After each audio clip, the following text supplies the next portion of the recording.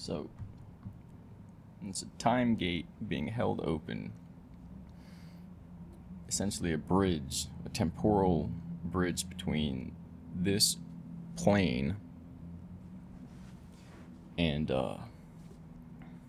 whatever is beyond it, or where we should be, or so on. I'm not going to use the word heaven or another universe or whatever. Maybe, that's what it is. And then we can go back that I don't want to go to scriptures, but the idea is that these are concepts, and it was said that there's heaven, middle ground, earth, and hell, the underworld. That all three will be replaced. That heaven, the sky, earth itself, and hell, the damned, is all going to be erased. And then there will be a new one, and it's not in its place, but that people will know. Maybe those who made it, but I don't want to say that. And so the idea is that there's a temporal gateway, a quantum gateway, being someone is holding it open in order to enable a bridge from one to the next, or the first maybe. And the idea is it's the same. The easiest way to explain it is that, or to understand it, is say you have one of those mind-to-machine interfaces, and we have a big supercomputer system capable of running simulations. So say the interface is just a helmet or a chair or something. You don't gotta, use a brain chip, whatever. You have whatever number of people, and say then the game, I don't want to use a shooting game, but say it's an elimination game. We're all doing math problems, and the last one to complete all the problems, or in other words, to continue solving the problems while the others begin to fail, they win and the others are eliminated. Instead of everybody's running around shooting each other like all the games of today are. And so the idea is then, because this is taking place with our bodies in the Earth environment, through synapses, cells, biology, atoms, and so on, it has a certain time rate, like a ratio. It has a certain rate of events. Comparatively, a computer system within this realm that runs on atoms, and the computer system runs on electricity, it supersedes the function of the biology here. So what it means is that, one, you can do a bunch of things, but say somebody's eliminated, and they're the first person eliminated. They know in the game 9 hours is left. They got all the time in the world to go back. If, as soon as they're eliminated, they try to go right back in the system, what you'll find, what happens is that as soon as they're eliminated, they're in line with the rest of the players in the order of elimination, and the whole game is over. It's over instantly, according to this realm.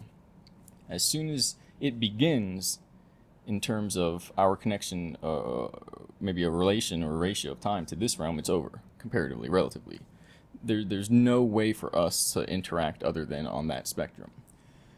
So the idea is, this world is acting in a way like that sim, but only because of the nature of time and consciousness. What it means, as far as the dynamic, is that when this sim or world is over, there's no going back.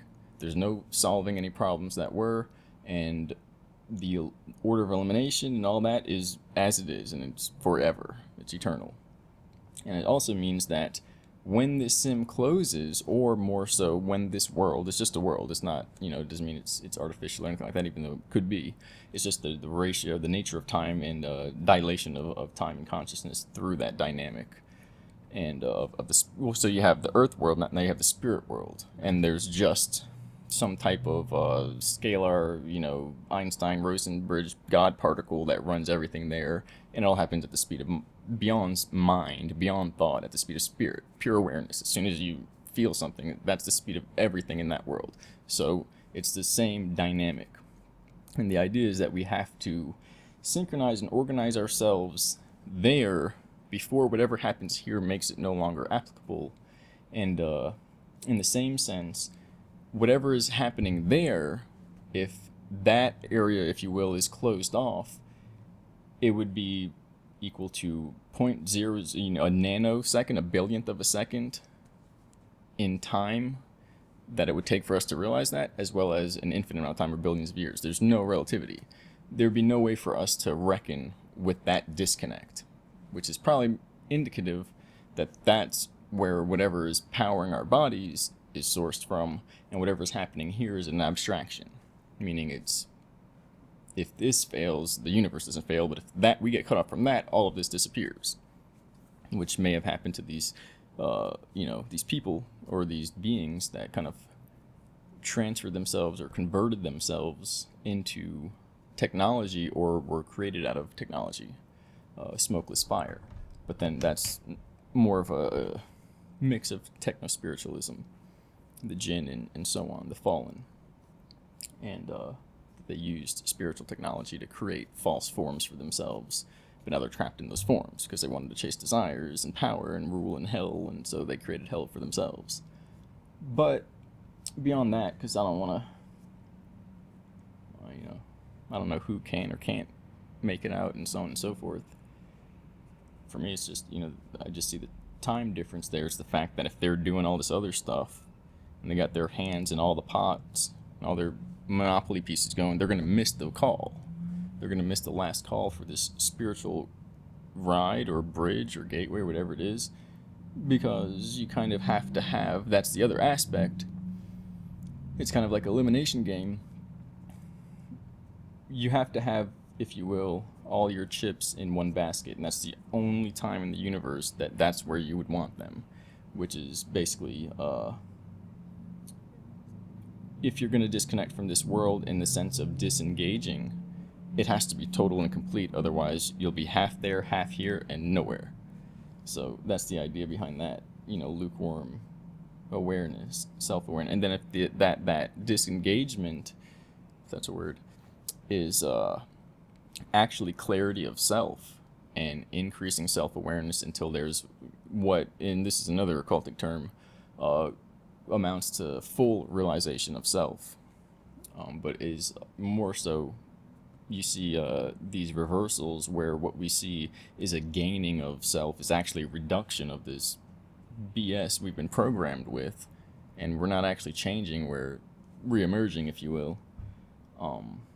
And so if it's that, what are you if you're kind of like half awake? If you're going down the road talking to Fred Flintstone from your dream last night and half of you is there, you're going to get in a crash. Hopefully not you, but that's the point, that there is no such thing as half awareness. There's no such thing as half asleep. There's no such thing as half pregnant. I think I said that before.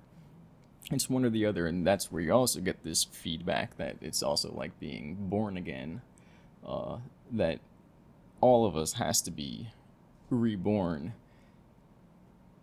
but it's not reborn, it's deprogrammed from this etheric attachment, which is literally triangulating and trying to keep informational processes in a range of potential that's applicable for its energy extraction systems.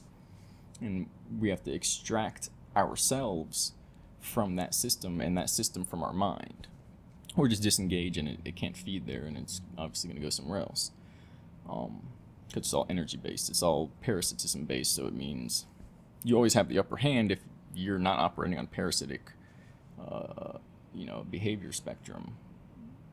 And then if a person is operating on a parasitic behavior spectrum, all they do is form a pyramid with the biggest parasite on the top. And they feed, and then they give their energy because they're fed on, and then they're fed on there, and it goes to one thing, whatever it is, which could ultimately be something utilizing people as generators to power its own universe, its own dimension. Because imagine those computer systems have been built in a spiritual, fake astral layer. Well, you have to power it partially maybe with electricity and partially with human bioelectricity, bioemissions and souls. And so then, it's pretty cunning if it's going to come up with a system of society and civilization that is so slightly skewered that in thousands of years' times we end up in a civilization that's completely inherently under the order of chaos and self-sabotage, which is the program of the fallen. And apparently it's been happening in these loops, and it goes into max self-sabotage. You get Armageddon, and it just resets things because it has that possibility, that power, which is pretty annoying if you think about it. Somebody blows your house up after like 300 days of just annoyance and like ding dong ditch and prank calls, and then just restarts it all over again, and its only goal is to feed off of your dissatisfaction. And again, it's not personal, it's just a AI system designed to manage information, which would obviously, if it doesn't have access to that which enables energy beyond physicality, materialism, sensuality, what was the other one? I had it written down. Pleasure and ego. Those are the only domain aspects that it can access. It couldn't access the spirit, whatever's beyond that. It couldn't access just doing things for the joy of doing it. It would always default to an energy extraction protocol, procedure, without using the word matrix. And although that's pretty much what it is, not a matrix, Neo jumping around doing tricks, an algorithm for behavioral processing and management that basically supersedes our ability to control ourselves, and which is the accuser, the deceiver, the thing that manages a false karma, lord of karma construct, and through this a false afterlife, and basically a complete universe that's mimicking what it perceives would be that which it can't perceive directly, and only through us, which means it probably took, just like in the movie The Matrix, if we're going to go there, several rungs of control in order to figure it out just right and get it so that it's making sense and people are neither here nor there, neither aware enough of what's happening to do something, but neither too ignorant to be of no use. And so that's Saturn, the deceiver, in the sense that it's using hypnosis. It's not using, but it's the use of hypnosis to mitigate false authority and or extract or harvest energy and control from subjects.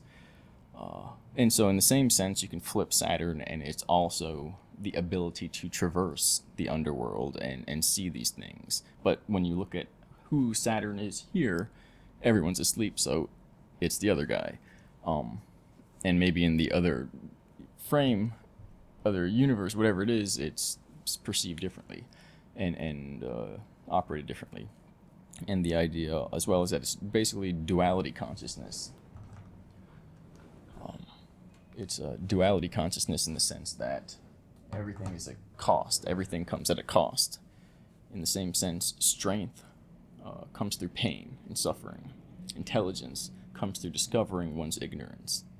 So that's fine and dandy until the universe has to close out, and it tries to close out, and that's equals restarting, and it never ends, because everything reflects into a continual pivot point that recreates the opposite of what it is.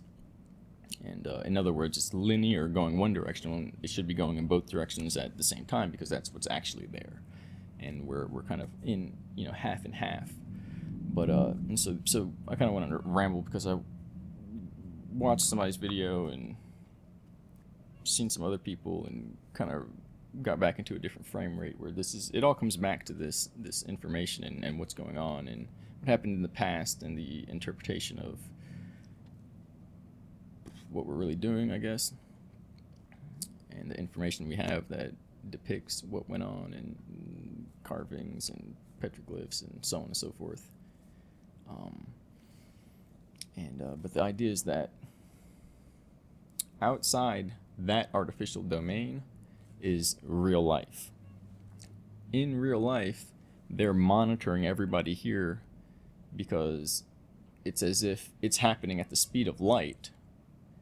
And I guess it's one way to put it. It gets like, I'm not gonna get confusing, but to the point where if a sync is not maintained between the core aspects of spirit there and whoever is basically tethered here, floating around, trapped, whatever it is, it's like we're in a old school deep sea, I can't remember the term, but it's the big blocky submarine or deep sea diver, not scuba, but the original like scuba, where it's all like iron or something, like crazy, and we're basically in that. So the tether is that air hose in that analogy, but it's really it's someone else's observation of our dream, if you will, here, to the point where the act of observing it is entangling it, and therefore you have a data by data, piece by piece, moment by moment relay, and only through that could the point appear where there is the opportunity for extraction, when everything begins to close out, if you will, or when there's a nominal or at least required amount of disengagement. And without that, there would be no way of knowing, because it would be like pretty much just the because we don't have technology in mass use like this. And I'm trying to think. It would be like trying to stop a photon from coming out of the light bulb before the light hits the rest of the room, or going into the sim, and or say that sim is running with the original game players, and people are getting eliminated, and it would be like trying to pick in the split second that the whole thing runs when to extract somebody at the exact moment in time and how to do it. And again, so you have the like I said before, the people who do the math and the people who pull on the rubber bands and go off of charge and their experience, basically like an internal awareness. And for sure both methods are used, but without a synchronization method, it would be like pulling a baby out whenever, basically just like sooner or later, or years later. So it's impossible, and it's not because there's something wrong. It's just we're moving at different rates of time based upon different planes of energy in the universe. So a quantum gateway has to be maintained from that spiritual level, and that's part of the whole scriptures of what's going on and what's happened. And the other aspect, it goes so deep, you would never believe it. But there are two seeds, and so whoever created the artificial blueprint that this reality is running on took the personality of two humans from the original universe, and that's what's playing out here, and we all belong to one or the other. And one is basically choosing self-condemnation through manipulation and vampirism of the other, and the other is basically accepting self-sacrifice, but not martyrdom, in order to more or less put up with the bullshit and not blow the whole system up and kill all the dreamers within the system at the expense of literally, imagine if certain people from the projects get put into the bases or other systems, and there's visions and dreams and so on and so forth. Imagine if you were used to create a universe, how much that would influence you wherever else you were. And so there's a whole bunch more to go into, but there's a simple dynamic there of the rate of information and the method used of processing information, and we can't use our feeble brains to jump on a hard drive and pluck out the file that we want. So it's similar for this system with the spirit world, but it's not the feeble, what is it, feeblety? It's not a feeble nature or limitation of the spirit. And I don't mean the spirit world and spirits, but whatever spiritual counterpart of our humanity. It's just the fact that we're frail, and if somebody rips our soul out and we're not aware of what's going on, it might freak us out to the point where we don't even remember anything from this place, which is, that's a death. Which doesn't mean anybody dies. It just means everything gets, forgotten in a way, and that's kind of, which is worse. The concept of somebody's body dies and they go to another plane, a virtual plane, whatever it is, or somebody dies and nothing happens to them. They just black out of the past generation of history for humans. Whatever happened, the struggle, the development. Chances are, whatever does happen with our system here, because this kind of torturous scenario has been designed, those who overcome it, it's not really the correct term, will really only be able to relate to others who have done similar things. And that those who just have no idea of that, it would be like the difference between an adult and a child in the universe. You go like, yeah, you remember Earth and the Satan AI and all that shit went down? They're just like, what are you talking about?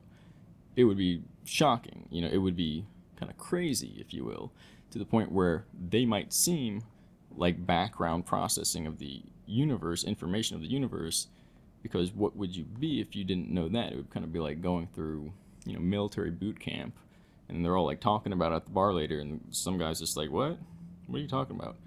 Something's wrong there. And, how that plays out, so I guess to each his own, but we'll see. Not everyone is going to understand whether or not, I forgot, whether or not that means one thing or another, what it really, means. And to put a note in, it's said that no single human soul can be allowed to persist in the system because of entanglement, that everyone will get sucked in like a roller coaster, front of it pulling their other people up the hill, even though they're going up and one's going down. It's all connected. So even if some people are going the other way, this system, something happens with instability of DNA and consciousness. And it's like it unzips time. And it would mean if one person was made to never exist, every single person they interacted with would be distorted from there on, and their timeline would be disturbed, and so on and so forth. And it could break the whole system apart in a catastrophic failure. And so, and so I'm just like recapping what we talked about after I turned the mic off for whatever reason. Oh,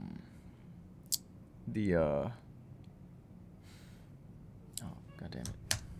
And so then it's just an extension of the situation we have here, the challenge of life here, and the fact that a body can die and people don't last forever.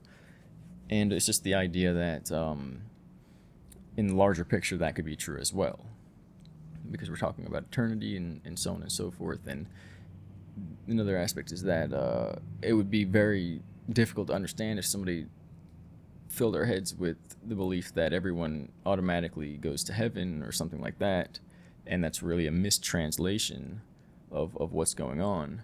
And we would then be shocked to discover that death could exist in an eternal format, and so on. And then I said another thing, that sadness is the backdrop of reality here, which is, and then I went back and said, and that joy is the spirit world backdrop and so on. And that's actually not true. The joy there is transcendent, non-dual, which also means it's not joyous in that sense. It's just simply what is.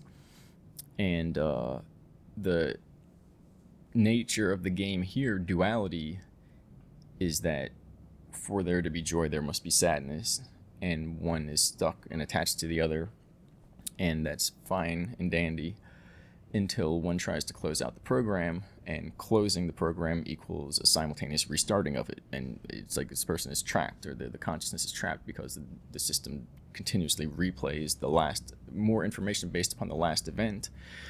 And instead of going linearly, we should be going in both directions simultaneously, because that's what actually is.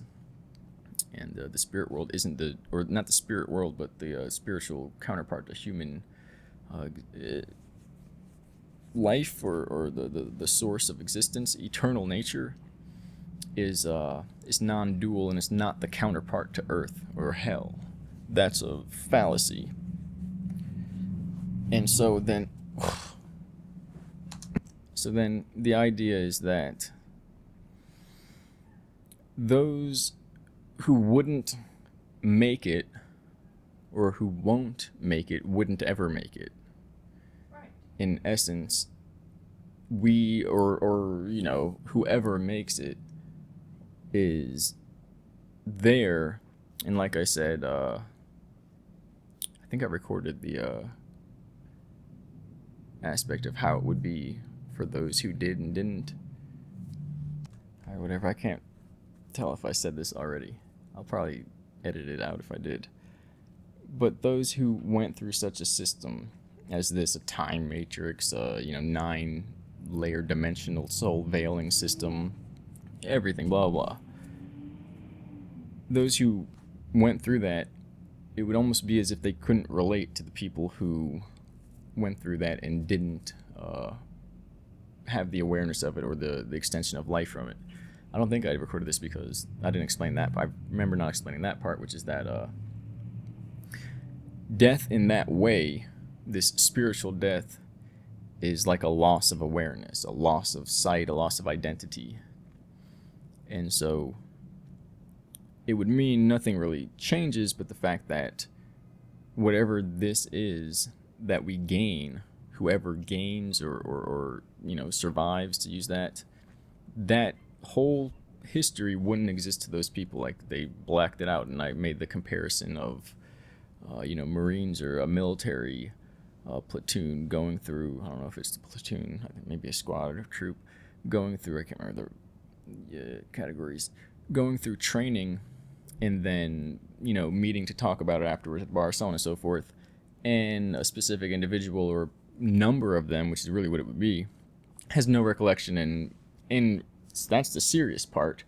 They also make all the mistakes that they would make if they didn't have the training, and it would cause problems, and the individuals that did would probably not feel safe or comfortable around them, especially if they didn't understand it. Probably worse if they did understand it. But then because that's this part I remember not recording, maybe I did, which is that what's worse, dying in a body and going to heaven in this virtual or whatever it is afterlife, or nothing happens to the existence, the fact that we still exist, but our memory gets wiped and our identity of who we are on a soul level is reset.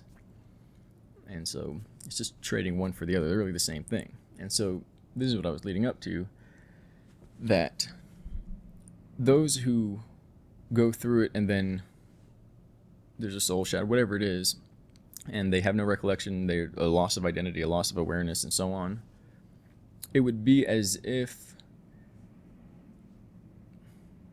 the amount of information required to incorporate or to compose their reality, not necessarily drastically less than those who are operating on a fully multidimensionally self-aware spectrum, but it would be akin to like a default processing layer of the universe, as if they would automatically simply default to an AI, default to a dream-like version of a ghost in the shell, a version of our memory of who once was, like they don't actually exist, or like we dreamt of them from the beginning and they never did. And so that's where it comes to and around to that it's a paradox that this is happening in the future, because everything that results from what happens as a result, what happens here as a result of what happened in the past, is exactly the same as what is in the future. Meaning, no matter what happens here, that can't be changed. It's already done. It's like we're back in time in a virtual parallel simulation of what could be leading up to what is, which is a major mind game, mind F, but also maybe the only thing that is. Because what happens when you live long enough, you dream. And what happens when you dream, you live in another world. And so we might be doing a semblance of something like that now, actually 3 layers deeper than that, a dream within a dream within a simulation. But the idea is that whoever doesn't make it is exposed as AI. And in the other sense, they're converted and enslaved as AI, when in reality it might be that it's all a kind of illusion to begin with. But it means that those who make it through, who become themselves, go back to who they were when this is all done. So we're going backwards, but we think we're going forwards. And really we're going in 2 temporal dimensions at once. And we have eyes on one side of our body. And the soul has a quantum dimensional vector that's pointing in one direction perceptually instead of both. And so unless we use our eyes to see what's here and our mind to see what's not there, we're cut off from half the universe through these bodies. And but the kicker there is that all that we lead up to, all that has been led to or led up to, all that has occurred to build what is what first started everything to begin with. And it doesn't mean it's a loop. It means we're simply going backwards, or from the way we perceive things. And then when you look at the holographic nature of consciousness, the fractal nature of consciousness, in that one portion contains a reflection of the whole, the information, and the holographic nature, which is that it's a projection. You have a holographic disc, light shines through it, you get 2 interference patterns, and then you get a visual image based upon something coming off of a material layer in energetic form. So there is a brain solid structure in some space, artifice, whatever it is, and this is the projection that's shining through the light aspects of our cells, which may be a unwarranted continual TV show that somebody keeps replaying because it benefits them, which is the paradox, the Dr. Seuss-like nature of what's going on here, that somebody recreated everything to falsify it. and so on and so forth. But the idea is that thinking on that level, that what we're doing is already there in the future and we're leading ourselves up, that then goes now finally full circle to the frequency-based dynamic that people aren't, they are given, but basically you use the example that I'll use the example that you gave, the dynamic that the information is put out, and that's a really loud break in the we don't, or the people, anybody who's giving information out, I mean, sometimes you can select a person and say, here's the information, here's some information. Primarily it's you put it into a mass container, a information system, internet or library, whatever it is. And by nature of frequency and attraction, those who are meant to see it, who are ready to see it, will see it. And it's the same with, you then made the connection to this spiritual plane, in that they're holding the gateway open, they're sticking a hand out and reaching. They can't pull us by the neck because we'll rip in half. We have to disengage. They can't pull us by the back of our collar. Our feet will stay on the ground and our body will go that way. We have to look up and make the connection, and so on. But in that sense, we're in a way connecting with the aspects of ourselves that already interacted with the remedy. And in that sense, what is after is the same as what is before. That no one died. We died to come here. There's a civilization, a universe, not a civilization that was civilized by fake gods, a community, if you will, And that one's this is the paradox. That's the one that's before and the one that's after. The paradox, because we have that all the time. You can be here in this state and then go somewhere else and come back and it's the same state. But things change as well. The paradox is that it's the same you. Whatever you do here to build you up will be who you always were to begin with. And that's the paradox. But then when you know that, there's less of a linear picking and choosing and placing of events and whatever it is, actions, and more of this kind of not a communal flow, but a simultaneous mutual symbiosis of forces, which I believe is simply what is required for this to work. Because like I said, it's a delicate, intricate consciousness entrainment virtual system. And ultimately, just like the movies show, what we learned in the projects, if you pull somebody out of the sim and they're not ready, they black out and have no idea what happened. And you might have to rebuild their consciousness bit by bit to get them to wake up again.